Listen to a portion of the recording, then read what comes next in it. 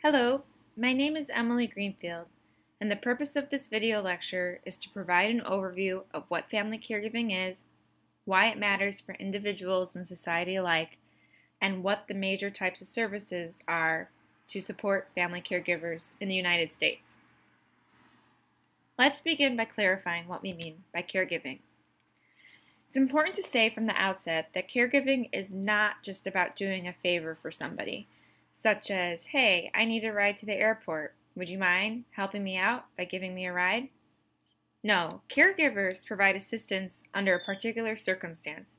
That is, to somebody who has a mental or physical health condition that limits their ability to perform tasks of daily living. Tasks of daily living can include things like driving oneself to places, but it also includes many other things such as going grocery shopping, preparing meals, managing one's own finances, coordinating one's medical and social care, getting around the house, getting dressed, going to the bathroom, taking a bath, and more. This emphasis on providing help in the context of mental or physical health issues situates caregiving as an aspect of our healthcare delivery system. Moreover, it's important to realize that caregivers are increasingly called upon to help with more medically oriented tasks, such as helping people manage their medications and helping people navigate a complex healthcare system. Gerontologists oftentimes distinguish between two types of caregivers, that is, formal caregivers versus informal caregivers. Formal caregivers are people who do caregiving typically for pay and mostly through a formal organization, such as a visiting nurse service that offers home health care. Informal caregivers are people who do caregiving typically without pay and mostly as part of their ongoing relationship with a person, such as being their daughter, their partner, or their friend.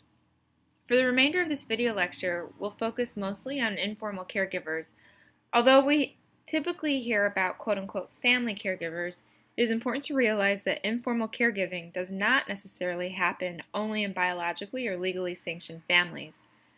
For some older adults, family caregivers are through their families of choice, such as a lifelong friend or a co-congregant at their church. Informal caregivers are considered by many to be the unsung heroes of healthcare in the United States. This is because the role is actually quite prevalent. Although there are persistent myths that American families abandon vulnerable elders by placing them in skilled nursing facilities, research indicates that families step up more often than not to care for their loved ones as best they can. For example, according to a 2009 survey by AARP and a national coalition around caregiving, among elders who needed some assistance with daily tasks of living, about 80% of them received such assistance from informal caregivers alone, meaning they weren't receiving help from anybody for pay. Moreover, surveys have estimated that 1 in 3 households have somebody who could be considered a caregiver. Now, this doesn't mean that 1 in 3 households have a caregiver living with a care recipient. It just means that 1/3 of households in the United States have somebody in there who's playing the caregiver role, either for someone who lives in that house or who lives outside of the house. Studies estimate that there are nearly 50 million people who provide care for an older adult, with most informal caregivers being spouses and adult children. This suggests that although this role is oftentimes considered overlooked, it's actually not so uncommon.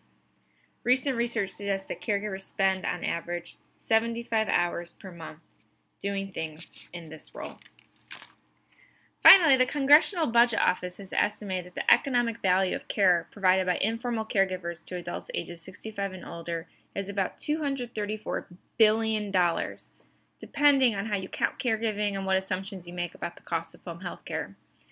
Even at the low end of estimates, the economic value of informal caregivers' work greatly exceeds the total amount of money spent on long-term care under Medicaid, Medicare, private pay, and other sources. Now let's briefly address the large body of research on how caregiving affects the caregiver's mental and physical health. In this slide, I will summarize 3 main points about this research, drawing largely on a review article by Schulz and Sherwood. Although there is a long tradition of research finding evidence for the negative outcomes of caregiving, scholars today are advancing the idea that it is not caregiving itself that causes negative mental and physical health outcomes. Rather, it is the stress experienced in the role that can lead to adverse effects, such as depression. For example, whereas one adult daughter might find doing the laundry for her dad as being very stressful and upsetting, another adult daughter might welcome the opportunity to help her father in this way. We would expect poorer health outcomes for the caregiver who is experiencing the stress in the role, versus no poor outcomes or perhaps even caregiver gains for the daughter who welcomes the opportunity. Research also suggests that some subgroups of caregivers are at very high risk for experiencing negative outcomes because of the high levels of stress within their role. This is especially the case for caregivers providing assistance to loved ones with dementia, and even more so for dementia caregivers providing assistance to loved ones with severe behavioral problems.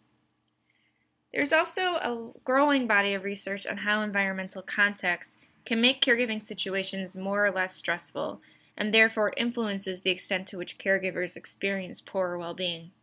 For example, researchers found that married adults in high-quality marriages are less likely to experience poorer physical health on account of caring for an aging parent than caregivers who are occupying poorer quality marriages. This insight that environmental context matters suggests the importance of both policies and programs that make the conditions for caregiving more favorable. In the remainder of this lecture, we will briefly review the range of programs that can be used to support caregivers. Of course, there are services that can be targeted directly to caregivers. These include things like psychoeducational groups, which intend to help people handle the emotional aspects of caregiving, as well as the technical aspects of providing care. For example, psychoeducational groups for dementia caregivers might address strategies to handle situations in which a loved one becomes aggravated or uncooperative. Another example of a service directly given to caregivers is individual and family counseling, which might be especially appropriate and helpful for people for whom the caregiving role brings up pre-existing challenges within their close relationships. A long-standing challenge for delivering caregiver support programs such as these is that caregivers are, by definition, a largely time-strapped group. Because caregivers tend to be very busy with providing care to their loved ones, oftentimes in the context of other demanding roles such as paid work or helping with grandchildren, they typically do not have a lot of discretionary time to engage with these services outside of their homes. Therefore, there is growing attention to alternative platforms to help better engage caregivers in supportive services, such as through websites, mobile apps, and things like Skype.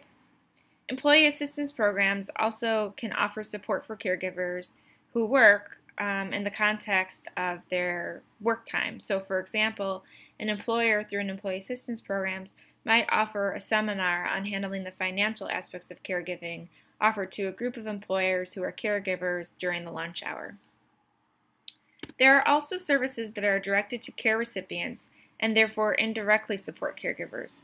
For example, respite care and adult day centers give caregivers a break from the role. Research has found that caregivers, by and large, do not use this break time to watch TV or to simply relax, but instead use this time to catch up on other aspects of their life that have perhaps been in some ways neglected because of the demands of caregiving, such as running important errands. There also is growing attention to how programs to make healthcare work better for care recipients also eases the burden for caregivers, such as having a care coordinator through a primary care office that spends time helping families navigate healthcare services, rather than having family caregivers figure this out entirely on their own. This concludes this video lecture on an overview of caregiving and services.